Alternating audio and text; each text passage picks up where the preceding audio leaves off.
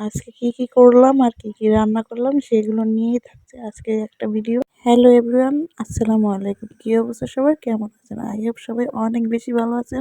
যাই হোক, এখানে দুপুরের জন্য তো আমি রান্না করতে চলে আসলাম। আর আমার তো লার্কি চুলায় রান্না করতে বরাবরই অনেক বেশি ভালো লাগে, আমি তো আগেও বলেছি। আর সবাই যদি মিলেমিশে কাজ করা যায় অনেক বেশি ভালো লাগে আর তাড়াতাড়িতেও হয়ে যায়। ওকে তো বলছি যে এত এত তরকারি জানি প্রতিদিন না আনে, কারণ প্রতিদিন আনলে প্রতিদিনই রান্না করা লাগবে। তা না হয়তো প্রতিদিনের তরকারি প্রতিদিন রান্না না করলে তো নষ্ট হয়ে যাবে। সে তো নাচুর বান্দা, আর বাজারে ব্যাগ ভর্তি করে প্রতিদিন দিন বাজার নিয়ে আসে। এর জন্য তো 3টা 4টে করে তরকারি রান্না করাই লাগে। আর বেগুন গুলান কিন্তু নষ্ট হয়ে যাচ্ছিল, তো ভাবলাম আজকে বেগুন গুলান ভাজি করিনি।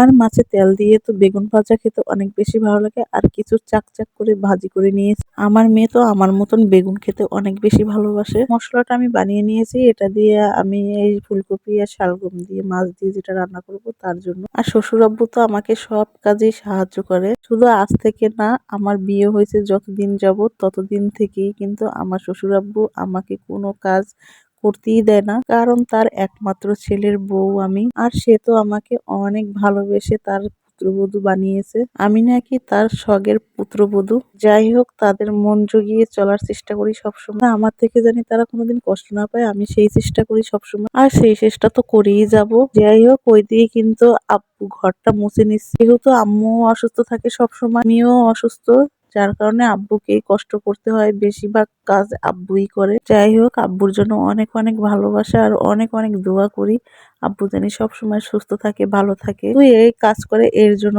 না, আমার আব্বু কিন্তু আমাকে তার মেয়ের থেকে কম ভালোবাসে না, আমাকে পছন্দ করে তার ছেলের বউ বানিয়ে। কম ভাগ্য কয়জনার আছে বলেন? আজ পর্যন্ত আমি তার কোনো কথায় তো কোনোদিন কষ্ট পাই নাই, সে তো আমাকে কোনোদিন কষ্ট দিয়ে কথা বলেও না। সবার যদি 100 কথা হয়, আমার কিন্তু এক কথাই তার কাছে 100 কথার সমান। আমাকে যে বাবা জন্ম দিয়েছে তার থেকেও কিন্তু কম বেশি ভালোবাসে না আমার এই শ্বশুর আব্বু। আমি না চাইতেই আমাকে অনেক কিছু এনে দেয়। প্রত্যেকটা মেয়ের জানি এইরকম একটা শ্বশুর বাড়ি হয়, আলহামদুলিল্লাহ আলহামদুলিল্লাহ।